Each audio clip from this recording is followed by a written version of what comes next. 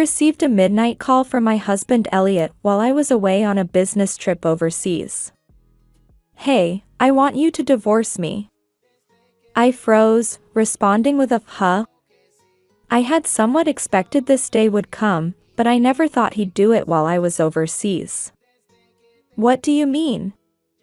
Can you explain properly?" Elliot let out a derisive laugh. "You might not have noticed, but I've got a mistress. She's younger and prettier than you. We even have a child together." When I remained silent, Elliot continued. "So, I want you to divorce me so I can live with my mistress and our loved child.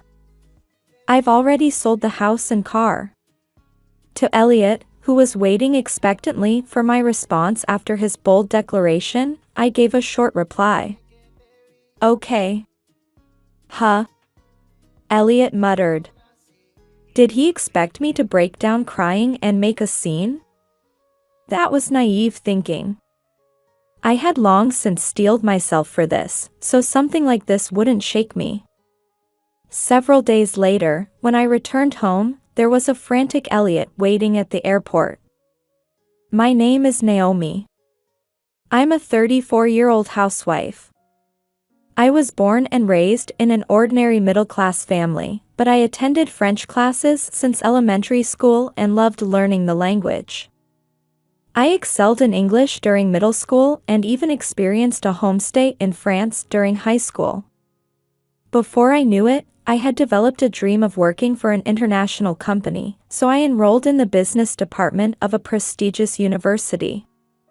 During my studies, I also studied abroad in France, steadily climbing the stairs toward my dream. I worked incredibly hard during job hunting, and although I didn't get into my first choice company, I received an offer from my second choice, an international firm. At that time, both I and my family were overjoyed, and my sister said, as expected of Naomi, "You're a sister to be proud of. Take care of yourself and do your best when you start working." I nodded, grateful for my precious family who had supported me. Once I started working, the job was more demanding than I had imagined. While the company itself was considered employee-friendly, the quality standards were high, and in my early 20s when I was still inexperienced, I often had to work overtime. However, I had wonderful supervisors and colleagues who always supported me, and above all, I found fulfillment in the job I had always wanted. After several years of dedicating myself to work, my efforts were recognized, and I gradually began to be entrusted with more important tasks. Friends often told me things like, "You're on the fast track to being a successful businesswoman, and you're really cool. Such a strong woman." Though people saw me that way, I actually had a weakness for cute things. I would collect merchandise of my favorite characters and sleep with stuffed animals. Although I had given up on having pets due to my demanding job, I often spent my days off alone at cat cafes to relax. While I maintained a sharp persona at work and didn't show this side to others, I think I had an especially strong desire to be comforted due to my busy work schedule. As I entered my late 20s, people around me started getting married. Many of my friends were having children. When invited to friends' weddings, I would be told, "You should get married soon too," but I could only respond with, "I'm too busy with work." I couldn't develop romantic feelings for men at work or business partners, and I had no opportunities to meet anyone. Am I destined to remain single? However, at that time, I thought that was fine. Living for work wasn't so bad. One day, I was invited to yet another friend's wedding. I attended as usual, applauding the couple. But I felt somewhat anxious. I had already passed 30. If I wanted to get married, I needed to start looking for someone soon. The wedding reception continued at a bar venue, and I was sitting alone at the counter, drinking. While watching the excited participants and the shyly smiling newlyweds from afar, someone suddenly spoke to me. "Are you alone? May I sit next to you?" I was startled because the voice was so lovely. It was what you'd call a nice voice. "Yes, of course." As I answered, I looked at the man who sat down next to me. He was about the same height as me. I'm tall for a woman, and he looked younger than me. His face was ordinary in a good way, somewhat different from what his voice suggested. "Are you here for the wedding?" I answered, "Yes, I'm a friend of the bride." "I'm a high school friend of the groom. Would you like to drink together?" I nodded at his words, and we started talking over drinks. "Wow, you work at that international company." "I know about it." "That's amazing." "To me, just a salaryman at a small company, you're like someone from another world." The man, who introduced himself as Elliot, was easy to talk to. We ended up exchanging contact information before parting, and started meeting privately after that. Elliot was 2 years younger than me. He worked in sales at a small company. He had a gentle and calm personality. Plus, he was a good listener and good at giving compliments. I really enjoyed talking with him. After several dates, Elliot confessed to me, and I happily accepted. Although Elliot's annual income was less than a third of mine, I didn't mind at all at the time. As we continued dating, I started to find Elliot adorable. If I had thought of him as a cool or dependable, I might have become disillusioned at some point. But since he was cute, I could forgive minor things. I found the younger Elliot endearing as he always tried his best, and when he would say things like, "I want to eat your home cooking," I would happily comply. After about a year and a half of dating, Elliot presented me with a ring and said, "I love how you're always so cool, but sometimes cute too. If you'd like, I want you to marry me." Though surprised, I happily accepted the ring. "Thank you, Elliot. Let's take care of each other as husband and wife." Elliot jumped for joy, saying yes, and I smiled at the sight. After that, we went to meet each other's families to announce our marriage. Elliot's parents were kind, simple people who blessed our marriage. My family was generally supportive too, telling Elliot, "Please take good care of our daughter."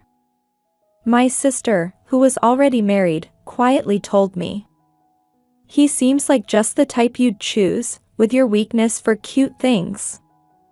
But don't spoil your husband too much, okay?" I laughed at my sister's words and replied, "I know." And so, life together with Elliot began. I decided to buy a condominium when we got married.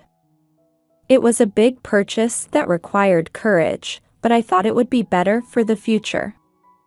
I chose a slightly larger property in case we had children. I thought our sweet life together was about to begin. However, I was about to face harsh reality. Elliot could hardly do any housework. He had lived with his parents until marriage and relied on his mother for housework, so I thought it couldn't be helped and told him, "Elliot, now that we're married, let's share the housework. If you don't know how, I'll teach you." When I said this, Elliot frowned. Now that we're married, shouldn't you do the housework?" I replied firmly, "No. I have a demanding job. It would be troublesome if you can't even handle housework. Come on, get up. I'll teach you how to use the washing machine." I drilled the basics of housework into the reluctant Elliot. However, Elliot continued to slack off on housework. Although he started doing cleaning and laundry, everything was half done, and I ended up having to redo it. His cooking was hopeless, and I managed by doing meal prep. I tried not to be too harsh with Elliot to avoid discouraging him. Instead, I would praise him even for half-done work. It was a strategy of encouragement. However, Elliot took advantage of this and became increasingly negligent with housework. Finally unable to bear it anymore, I told Elliot. Listen, Elliot, stop relying on me so much. Learn to do housework properly. I'm busy with work and have business trips, so you need to be able to handle things yourself, right? Elliot made a sullen face. What's with you? You've changed since we got married. Always nagging. You earn good money, so if you're going to complain so much, why don't you just outsource the housework? I was dumbfounded. Even if I earned more than others my age, money would run out if we spent it carelessly. However, no matter how many times we discussed it, Elliot wouldn't do the housework. One day, about a year after our marriage, I came home to find Elliot looking pale in the living room. Elliot, what's wrong? You look terrible. When I asked, Elliot began to explain. Actually, my company is going bankrupt due to the recession. I'll be unemployed next month. I couldn't help but exclaim, what? Although overtime had increased over the past 6 months, I had no idea Elliot's company was in such financial trouble. So, what are you going to do? About finding new work? I'll think about that later. I'm tired and emotionally drained, so let me take my time. I decided to leave Elliot alone. I thought there was no need to rush, as he said. However, once Elliot's company went bankrupt and he no longer had to go to work, he spent all day playing video games. Even when I came home late, no housework had been done, and all I would see was Elliot's back as he was absorbed in video games. This continued for several months, and I gradually became irritated. Hey, Elliot, haven't you rested enough? Isn't it time to work? But Elliot answered. Well, I want to think carefully about my next job. Come to think of it, at my previous job, I was just being exploited. Next time, I want a job where I can, achieve self-realization or something like that. Although I wanted to say, what nonsense. I couldn't force an unwilling Elliot to work, so I ended up taking care of him even after his unemployment benefits ran out. One day, I sarcastically said to Elliot, who was absorbed in gaming. If you like games so much, why don't you try streaming? You might be able to earn some pocket money. Elliot's eyes lit up. I see. As expected of Naomi, you're smart. I'll try streaming. I have a good feeling about this. I wondered if it was good that Elliot, who had only been lazing around until now, showed some motivation. Then buy me a PC and equipment for streaming. I was surprised by his but Elliot continued naturally. I don't have any proper savings. I'm serious about this, so please. I reluctantly bought what Elliot asked for. Even if he said he would become a streamer, it couldn't be that easy. I naively thought that once Elliot saw reality, he would want to work seriously. However, a few months later, things took an unexpected turn. Surprisingly, Elliot became popular as a game streamer, and started ranking in charts. Looking at online reactions, there were positive comments like, his voice is nice, and it's funny how bad he is at games, and he seemed to be popular with both men and women. By the way, Elliot partially hid his face and didn't disclose that he was married. See? I'm a man who can succeed when I try. Finally, the world has recognized my worth. Elliot was triumphant. He showed no gratitude to me for buying the equipment and supporting him until he became successful. Elliot, I'm glad you're successful. But could you contribute some of your streaming earnings to our household expenses? Since Elliot's unemployment benefits had ended some time ago, he hadn't been contributing to household expenses. Naturally, I thought he should contribute now that he was earning, so I confronted him directly. Huh? You can manage the living expenses with just your earnings, so I don't need to contribute my money, right? Let's keep our finances separate. I was stunned by these words, but Elliot really did keep all his streaming earnings for himself. By this time, Elliot had lost all the sincerity he had during our dating period and had become completely dependent on me. By the way, I bought a car around this time. The luxury car I bought on loan was only driven on weekends, but I treasured it like a prized possession. Hey, let me drive your car too. When Elliot said this one day, I asked. You only stream from home. You don't need a car for work, right? But Elliot persisted, saying we're married, so it's fine. I ended up giving him the car keys. After that, Elliot started going out freely during weekdays when I wasn't around. His popularity as a streamer was skyrocketing, and by then he had gained many followers as a popular streamer. His private life became flashier, and he started dressing in designer brands. I was sad about how much Elliot had changed. However, thinking we were still husband and wife, I continued this life for several years. As our marriage entered its 4th year, I was entrusted with important positions at work and had more overseas business trips. Sometimes I would be away from home for anywhere from a few days to 3 weeks, but when I returned, all that waited for me was our home turned into a garbage dump. Elliot stayed locked in his room, streaming all day. He still depended on me completely for daily life. There was almost no conversation between us as husband and wife, and I started wondering, why am I still married to Elliot? I began gathering evidence for divorce and making preparations. One day, I was scheduled for a 2-week overseas business trip.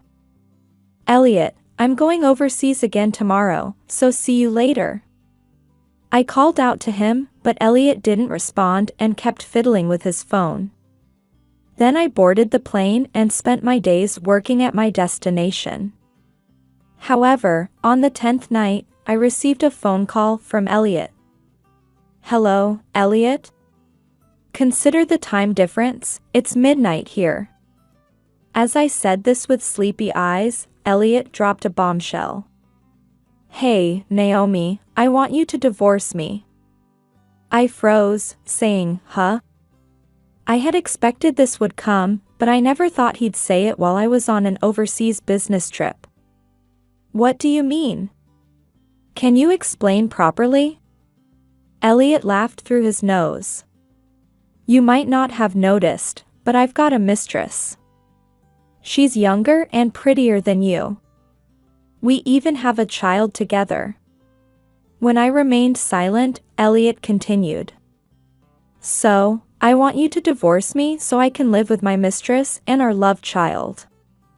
I've already sold the house and car. To Elliot, who was waiting expectantly for my response after his bold declaration, I gave a short reply. Okay. Huh? Elliot muttered. Did he expect me to break down crying and make a scene? That was naive thinking. I had long since steeled myself for this, so something like this wouldn't shake me. You want to divorce me, right? Fine. There's a filled-out divorce paper in the living room drawer, so go ahead and submit it. When I said this matter-of-factly, Elliot declared defiantly, you had divorce papers ready. Your preparation helps. Well, this is. Goodbye, then. Live miserably as a woman abandoned by her husband. Trying not to laugh, I replied, yes, yes. Well, I'm going back to sleep. Goodbye. Then I hung up unilaterally and blocked Elliot's calls. I called my sister and asked her for a favor, then slept soundly until morning. The next day, I threw myself back into work and worked diligently until the final day. Finally, it was time to return home. The business class seat provided by the company was comfortable, and I fell asleep again. I slept well. I shouldn't have jet lag and can get back to normal life. After waking up refreshed with the plane's landing, I stretched and got off the plane. After collecting my luggage at the airport and heading toward the lobby exit, someone came rushing toward me shouting, "Hey, Naomi." It was Elliot, with a frenzied look on his face. "Oh, why are you here?" I don't remember asking for a ride. When I said this, Elliot started ranting frantically. "What have you done?" "The car, the house. Because of you, I backed away from his unusual behavior. "I don't understand what you're trying to say. Can I go now? I'm tired." As I tried to walk past Elliot while yawning, he blocked my path. "Wait a minute. Listen to me." Since Elliot was shouting, I stopped. "Let me explain in order. First, I submitted the divorce papers after that." "I see." I gave casual responses while fiddling with my phone, not even looking at Elliot. "Are you listening?" Then, when I returned home to meet with the real estate agent about selling the house, there was a lock on the outside of the door and I couldn't get in. Then when I tried to go to the other place, there was an anti-theft lock on the car's tires and I couldn't drive. I tried calling you, but you wouldn't answer. You blocked my calls. At this point, I sighed. "Yes, I did block your calls, but what about it?" Elliot started stomping his feet in rage. "Did you put the lock on the house and the tire locks too? How did you do it when you were overseas?" To this, I casually answered. "I asked my sister to do it." Elliot's eyes widened. "Your sister?" "Yes. You said you sold the house and car, right? But when my sister checked, they were still fine. I guess you were just bluffing about selling them, probably just at the stage of getting estimates from agents, right?" When I said this, Elliot's face turned red again.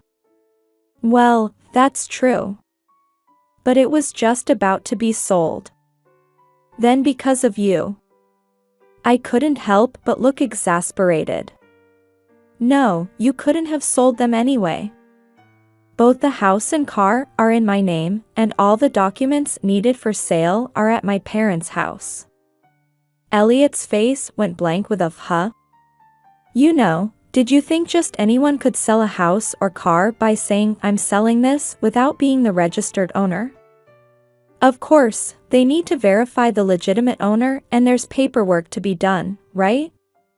He hadn't even thought about this, and Elliot was opening and closing his mouth like a fish. "During our marriage, you always dumped all the complicated paperwork on me. That's why you don't even know such common sense." When I said this with disgust, Elliot's eyes bulged. "If you knew they couldn't be sold, why did you put locks on the house and car?" "Because of you, I couldn't get into the house or use the car, and it was terrible." Sighing, I said, "Who would want to let someone who made a mistress and wants a divorce into their house?" "Same with the car. Since they're in my name, I just did it for security." Elliot glared at me with bloodshot eyes. "What's with that look? I don't deserve to be glared at just because you couldn't freely sell my property. You're really not cute at all. That's what I hated about you. Acting like you can do everything by yourself, being so uppity for a woman." I replied calmly, "Oh, is that so? Then you shouldn't have married me in the first place. Elliot snorted. It was obviously for your money. The fact that you worked at an international company and earned well, that was the only merit in marrying you. There was clear malice in Elliot's attempt to hurt me. But it didn't affect me at all. Come to think of it, there was no merit in me marrying you either. When I said this thoughtfully, Elliot became enraged. Don't act so high and mighty. I'm going to abandon you. My mistress is hundreds of times cuter than you, and she even had my child. Aren't you frustrated? She's superior to you as a woman. I couldn't help but smile slightly. Superior to me, huh? When Elliot said, "What?" I took a photo out of my bag. Is this your mistress? The photo showed an attractive woman who appeared to be in her early 20s. Elliot's eyes darted back and forth when he saw it. You knew about Sharon. Then I smiled sweetly and explained. You're not the only one who wanted a divorce. I've been gathering evidence for divorce for a while now. You're so careless. Didn't you know that the dashcam records interior footage too? Elliot suddenly turned pale, but I continued. Once I knew when you were meeting her from the dashcam footage, the rest was easy. I just had to hire a private investigator to gather evidence. The mistress was quickly identified. I was surprised to find out she was already pregnant though. When I said this, Elliot was stunned but soon regained his composure. Don't do anything to her. She's going through a lot after giving birth, and she's young so she doesn't have money. Besides, she didn't know I was married. At this point, I exaggerated, lowering my eyebrows. You're defending her so strongly, you must really love Sharon. Of course. She's pure, cute, and my soulmate. I'll protect her and our child no matter what. In front of the heavily breathing Elliot, I played a video. It was dashcam footage from inside the car. It showed Elliot driving my car with a heavily pregnant Sharon in the passenger seat. Thank you for taking me on a drive today. The food was delicious too. When Sharon said this in a sweet voice, Elliot's face turned smug. You're good at saying thank you. Good girl. I want to marry you soon. Then Sharon made a pouty face. Really? Hurry up and divorce that old hag and become my husband, okay? The baby's coming soon. Just wait a little longer. I'll take care of everything while she's on her overseas business trip. Then we can live happily together, me, you, and this child. We can live luxuriously with the money from selling the house and car. After playing that much, I said. Sharon clearly knew you were married, didn't she? Elliot was pale. To him, I dropped another bombshell. By the way, what's this about being pure? Elliot shouted, what are you trying to say? Here's the result of investigating Sharon. Take a good look. As I scattered multiple photos on the floor, Elliot's face grew increasingly pale as he looked down at them. What is this? Who are these men? The photos showed evidence of Sharon's relationships with multiple men. There were pictures of her arm in arm with different men, entering hotels, and even getting prenatal checkups with a man who wasn't Elliot. That's who Sharon really is. She specifically targeted famous streamers to have relationships with. I'm sure you started as streamer and fan too, right? Elliot was frozen, unable to speak. He fell to his knees, clutching Sharon's photo, looking dazed. Then I told him in a seemingly sympathetic voice. You're something else. Planning to raise a child who might not even be yours. Elliot muttered like he was talking in his sleep. No, Sharon said I was the only one. This can't be happening. I looked down at Elliot expressionlessly. I spoke to Elliot, who had become like an empty shell. Can I go now? We're already strangers, right? There's nothing more to talk about, is there? Then Elliot snapped to attention and started yelling at me. If you hadn't shown me this, I could have stayed happy. How vindictive are you? Because of you, I can't trust anything anymore. I couldn't help but look exasperated. That's not my problem. Do you even understand what you're saying? Whatever. Even if I divorce you and break up with Sharon, I'm still happy. I have over 2 million followers as a streamer, and I'm earning more than you now. Too bad for you, you're losing a famous streamer as a husband. Serves you right. At this point, I smiled sweetly and said, "Why don't you check your phone?" Elliot said and took out his phone. His face grew increasingly pale. What's this? Over 1,000 notifications? What's going on? After checking his phone, Elliot looked at me with a horrified expression. Naomi, you didn't. Then I gave my biggest smile of the day and told him. Yes. I exposed everything online, that you were married, that you had a mistress and a love child, and how terribly you treated me. Elliot let out a scream that echoed through the airport lobby. People around started staring. Now Elliot truly lost his composure. What have you done to me? My status that I built up. My followers. I'm getting messages saying the worst man and a betrayed a non-stop. I playfully held up my smartphone to such an Elliot. By the way, this scene is being live-streamed right now. Wow, over 1 million viewers. Elliot frantically tried to grab my phone. But it was too late. His ugly remarks and his frantic breakdown had already been exposed to the public. As Elliot started rolling around on the airport lobby floor, I slipped past him and headed lightly toward the taxi stand. Afterward, Elliot faced severe backlash online.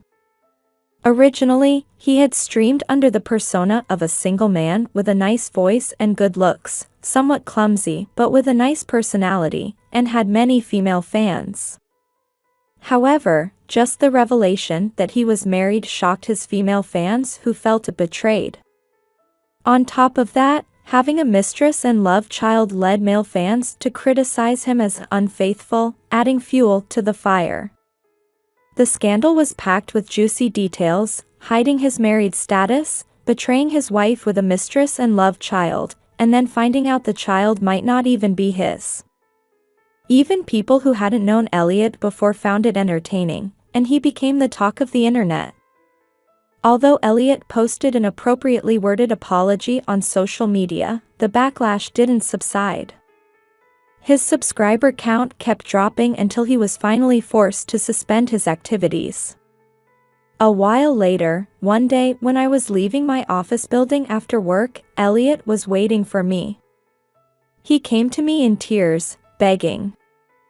I can't stream anymore, and I can't even walk outside.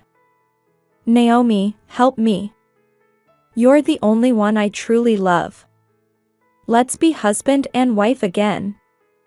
To Elliot, who said such nonsense, I stated, if you keep stalking me, I'll call the police. I haven't seen Elliot since then. I heard through the grapevine that the child Sharon gave birth to really wasn't Elliot's. After much drama over this, Elliot and Sharon broke up.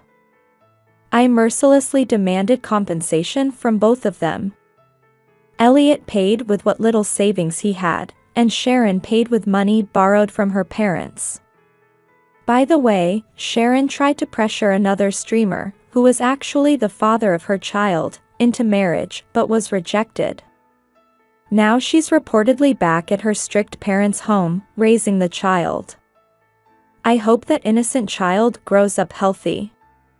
As for Elliot, after paying the compensation to me, he was completely broke, and then the companies he had done tie-ups with demanded damages for harming their image. With no one to rely on and no savings, Elliot tried to turn to his family, but his decent parents declared they were cutting ties with him. Thus, having lost his status, honor, money, and even family to rely on, Elliot is now reportedly living like a broken man in a rundown apartment. Even knowing this, I can't feel any sympathy for him. As for me, I'm back to being single and still devoted to my work as ever. I couldn't bring myself to live in the condo I had shared with Elliot, so I put it up for sale. As it happened, property values had risen over the past few years, so I made a good profit from selling the house. I also sold the car that Elliot and Sharon had been driving around in to an acquaintance. With that money, I bought a new car. When things had settled down, my sister who had helped me said, "Good job, Naomi. Think of him like a dog that bit you and forget about him quickly, and be happy. But don't choose a man just because he's cute anymore, okay?" This experience really taught me a lesson. I think I'm done with marriage. Living for work suits me better. Currently, I'm living in a single unit in a newly purchased tower apartment. This property allows pets, and now that work has settled down, I plan to buy a cat that I've always dreamed of having. Going forward, I want to cherish what I have left and live positively.